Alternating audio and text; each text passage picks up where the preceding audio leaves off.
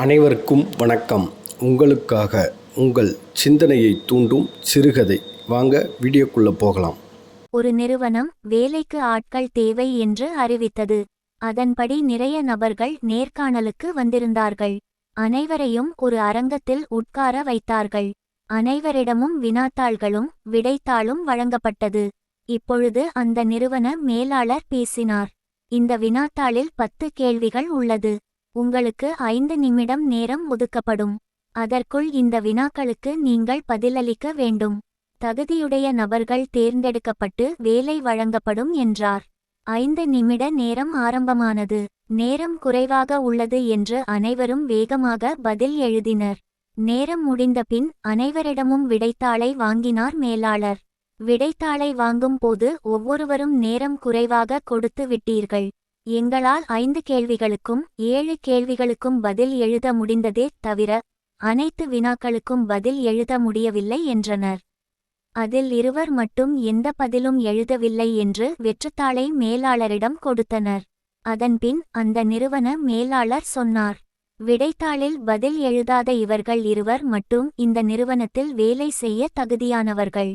மற்றவர்கள் வீட்டிற்கு செல்லலாம் என்றார். அனைவருக்கும் ஒரே ஆச்சரியம். அனைவரும் ஒரு சேர அந்த நிறுவன மேலாளரிடம் கேட்டனர், வினாக்களுக்கு சரியான பதிலளித்த எங்களுக்கு வேலை இல்லை என்கிறீர்கள்.